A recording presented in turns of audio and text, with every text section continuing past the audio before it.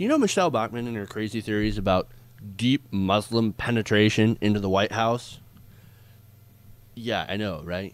That's really a visual that we don't need. Well, anyway, she's been going on this crazy conspiracy that the White House has been infiltrated by the Muslim Brotherhood. Right? Well, a Fox News contributor has also apparently drank the same Kool-Aid as Michelle Bachmann. Now let me explain. It is actually Air Force General Tom McInerney. McInerney was outed a few years ago on Rachel Maddow's program as a birther. Big surprise. And now, of course, he's back to saying more crazy things.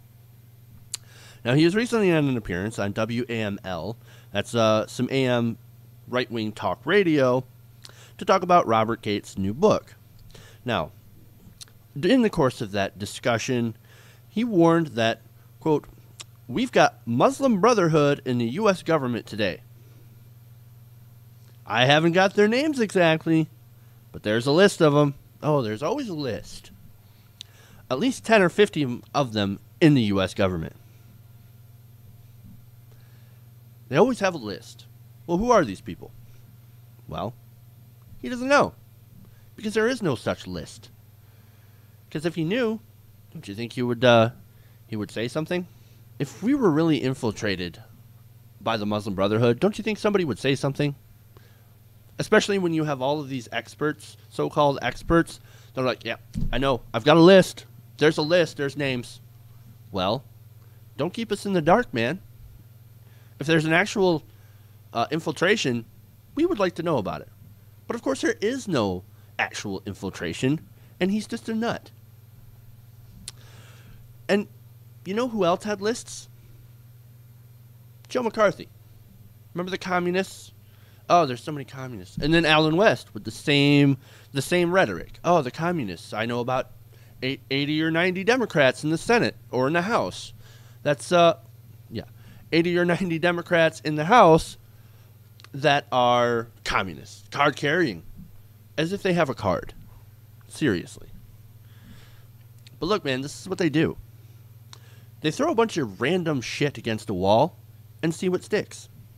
They muddy the water. And surprisingly, this kind of tactic actually works. And that's the worst thing about this.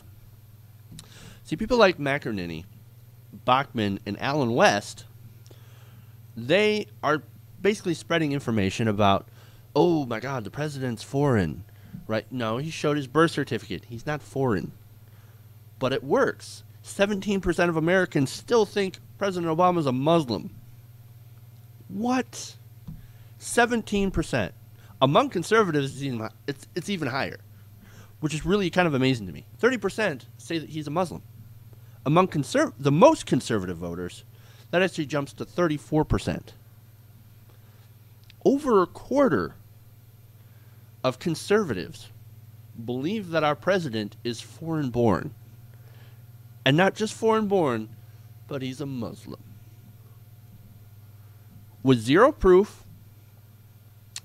and lots of evidence showing that, no, he's not foreign-born. He was born in Hawaii. We have birth certificates. You think if it was a white president that he would have to show his birth certificate? Absolutely not. So this is partly racial, and this is another part of basically trying to stir up this us versus them mentality. And Muslims, the Muslims are a really good target because of, of the terrorists, 9/11, which in reality, there's a very, very few amount of Muslims that are actually terrorists compared to the total amount of Muslims, but that doesn't stop these people. Facts never get in the way of a good scare. And this is exactly what it is. And it's amazing to me that this is so high. Like I said, over a quarter of Americans don't grasp reality. They have no understanding what reality is.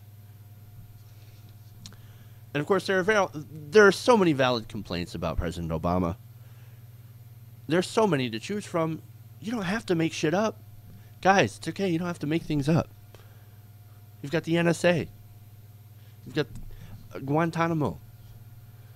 We got people sitting in Guantanamo that haven't been charged. sitting in there for 10 years plus. That's a valid criticism. Like I said, drone strikes, NSA. Lots and lots of things you can choose from. So why do you have to make shit up? No. The reality, and this is my little theory, is that because Obama has bent over backwards to conservatives, I mean, remember, Republicans got 98% of what they wanted in a lot of these deals, right? They even got their health care plan implemented. It's called Obamacare. Yes, that is the conservative health care plan. They don't have anything to fall back on.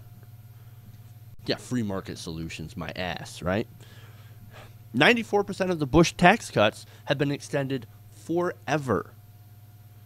Bush couldn't even do that. That was too radical for the Bush years.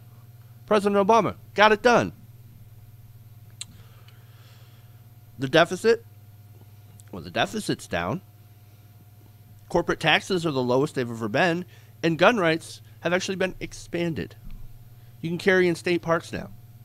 Get this, Obama has presided over the slowest growth in federal spending of any president using raw dollars, and the second slowest if you actually adjust it for inflation.